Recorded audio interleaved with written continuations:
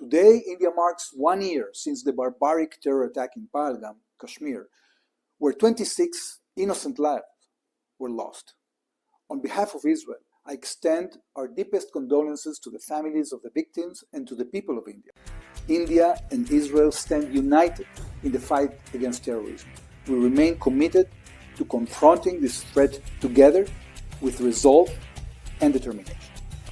यही वो शब्द है जो इस वक्त सिर्फ एक बयान नहीं बल्कि एक मजबूत संदेश बन चुका है। कश्मीर के पहलगाम में हुए उस दर्दनाक आतंकी हमले को 1 साल पूरा हो गया है। यदि अब किसी पड़ोसी ने कोई छेड़छाड़ करने की कोशिश की तो डॉट। आपको नहीं लगता कि ये इंडिया को ऐसे नहीं करना चाहिए? मोहब्बत की बातें करनी चाहिए थोड़ा बहुत। A darkest day that actually sought to break India's spirit, but today, a year after, we remember the fallen and also celebrate India's fire that followed against the terror state Pakistan. As the nation, we stand united in grief and resolve. India will never bow to any form of terror, and the heinous designs of terrorists will never succeed. In my own terminology, it should have been called a genocide. But we are quite clear, it did happen from Pakistan, by Pakistan, for the Pakistan. जिसमें लोगों की जाने जा रही है, मतलब वो Mumbai attack कह लीजिए, उड़ी, पुलवामा, पठानकोट, जिसको हम किसी चीज को हम नहीं मानते। हम कहते हैं नहीं भाई, ये तो इन्होंने खुद ही किया था और हमने तो कुछ किया नहीं। और आगे से जो पब्लिक निकलती है वो पता लगता है कि वो हमारे लोग थे। सर, ये कौन सी मोहब्बत है जिसमें लोग जाके फट जाते हैं? ये मेरी समझ में नहीं आ रहा कि ये आप बॉम्ब लगा के को गोलियां मार के, ये कौन सी मोहब्बत है भाई? मैंने तो ऐसी मोहब्बत नहीं चाहिए। अगर कोई मुझे कहे कि जी आपके यहाँ जाकर और आपको गोलियां मार दी जाएंगी, आपका रिलीजन पूछ के आपको मार दिया जाएगा, या आपको वैसे ही जो है वो अजमल कसाब जैसे लोग पहुंच जाएंगे, जो मुझे अगर याद है तो वो खजूरे और चने लेके गया था कि पता नहीं कितने दिन वहां उस होटल में रहना पड़ेगा उन लोगों को मारने के लिए। तो ये कौन सी मोहब्बत हम भेज रहे हैं यहाँ? नमस्कार दोस्तों, स्वागत है आपका भारत नाउ में। दोस्तों, पहलगाम हमले को आज 1 साल पूरा हो गया है। इसी के चलते पीएम नरेंद्र मोदी ने सोशल मीडिया के ऊपर कंडोलेंसेस पोस्ट किए और कहा कि आतंक के खिलाफ भारत हमेशा खड़ा रहेगा। अब इसी के बीच कोई भी ऐसा देश नहीं था जो कि बढ़ चढ़कर इस पूरे हमले को कंडेम करने के लिए सामने आया।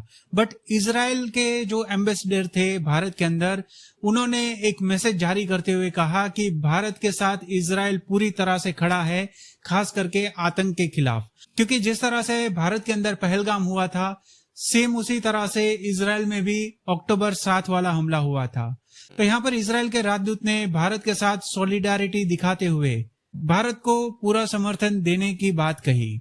आज रक्षा मंत्री राजनाथ सिंह ने भी वार्निंग दे दी है कि कोई भी पड़ोसी मुल्क अगर इस तरह की कायराना हरकत फिर से करने की कोशिश करता है तो इसका नतीजा जो है वो बहुत ही भयावह होगा। बट एक चीज यहाँ पर देखने वाली है कि इस हमले के बाद 1 साल बाद भी इजराइल सबसे पहला देश बना जो बढ़ चढ़कर आगे आया और आतंक को कंडेम करते हुए भारत के सपोर्ट में खड़ा हो गया।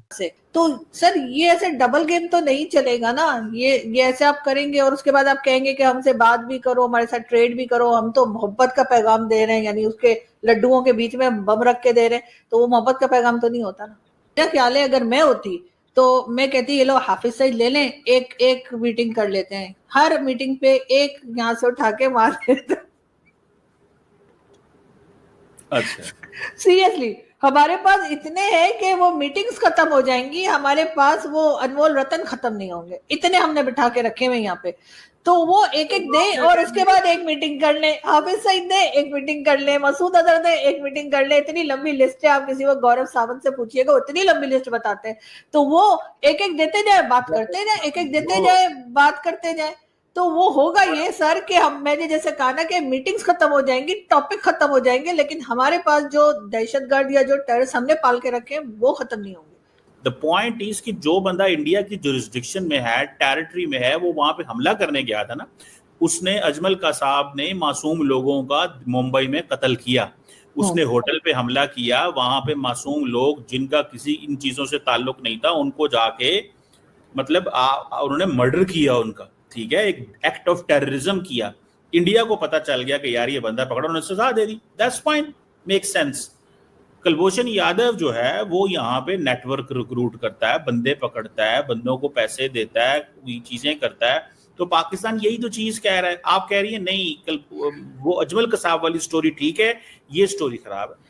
नहीं, देखें, अजमल कसाब वाली स्टोरी ठीक थी, ठीक है, उसकी तो कितनी फोटोज आई थी, कितनी वीडियोज आई थी, सब कुछ था, गन लेके खड़ा है, उसने सब किया, उसको सजा भी हो गई।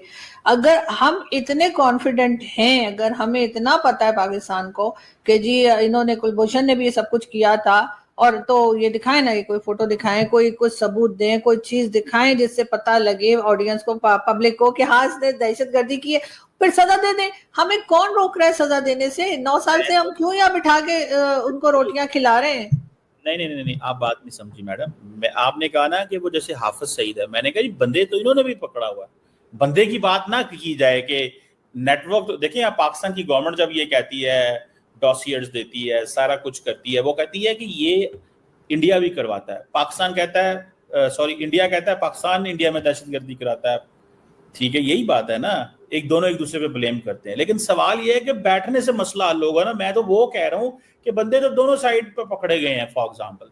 सो आगे कैसे जाना है? अब पाकिस्तान कह रहा है, जैसे यूएन में कहा कि आओ बैठें, मीडिएशन करें, डायलॉग करें, जुडिशियल रास्ते इख्तियार करें, वो कहते हैं नहीं, तुम आईएमएफ से भीख सर आईएमएफ से भीख, आईएमएफ की भीख कहाँ आ गई? जब हाँ, मैं नहीं सर, वो नहीं सर, आप बिल्कुल ठीक कह रहे हैं सर, हम सारी दुनिया से भीख मांगते हैं, हम तो खुद कहते हैं, लेकिन उस पे भारत को क्या प्रॉब्लम है? हम किसी से भी भीख मांगे, वो मतलब हमारा काम है, हमारा काम ही है सर। हम पाकिस्तान बनने से लेकर अभी तक भीख ही मांग रहे हैं सर, साथे के साथ ही मिस्टर जिन्ना ने भी पैसे मांग लिए थे सर, हम सबसे पैसे मांगते हैं सर। उसमें मुझे नहीं पता भारत को इतना बुरा, असल में हमने भारत से नहीं मांगे, किसी वक्त मोदी जी से पैसे मांग के देखते हैं। मैडम एक बात बताएं, भारत जो है आईएमएफ से पैसे मांगना क्या भीख है? सर बार बार मांगना भीख है सर, 1 बार 2 बार 4 बार 26 27 बार जाएंगे तो सर वो लोन जो है ना वो थोड़ा अजीब सा हो जाता है। हमने आपसे बड़ी उम्मीद है कि आप भारत को कन्विंस करेंगी कि बात करें, इंगेज करें। तो पहले तो इंडिया को मनाने से पहले तो आपको मनाना पड़ेगा, ये तो मुझे आज पता चल गया है। सर एक हाफिज सईद दे दीजिए, फिर देखिए चमत्कार। चले, ये भी आप ऐसे करें, मैं आपको सजेस्ट करता हूँ, आप कोर्ट में चली जाएं और वहां पे कहें जी कि हाफिज सईद इंडिया को दे दें, फिर यही जा सकता है। और तरीकाकार क्या, आप वहां पे कोई, आप जो है ना वो कर दें, कोई अपील कर दें या कोई एप्लीकेशन वहां पे दे दें, फिर वाह, यानी सर अब उस टेररिस्ट को देने के लिए, जैसे दुनिया टेररिस्ट मानती है, उसके लिए अब अदालत जाना पड़ेगा। सजा हो गई है उसको सर, ऐसी सजा तो मतलब इसको मैं क्या कहूँ, जब आप ऐसी भी दे दे, आप ये कह रहे हैं। नहीं, मुझे नहीं, मैं वैसे हाउस अरेस्ट रहती हूँ सर, मैं वैसे बाहर नहीं निकलती। आप ये कहते हैं ऐसी सजा तो मुझे भी दे दे, 32 साल की फार्म हाउस में रहने। हाँ, बस सब घर में आ रहे हैं, सब घर पे बैठे हुए। नहीं सर, ये to be very honest, on a serious note, Hafiz Saeed को दे दें, मसला हल हो जाएगा। चले, आपकी बात जो है भाई, आपका एक पर्सपेक्टिव है, पॉइंट ऑफ व्यू है,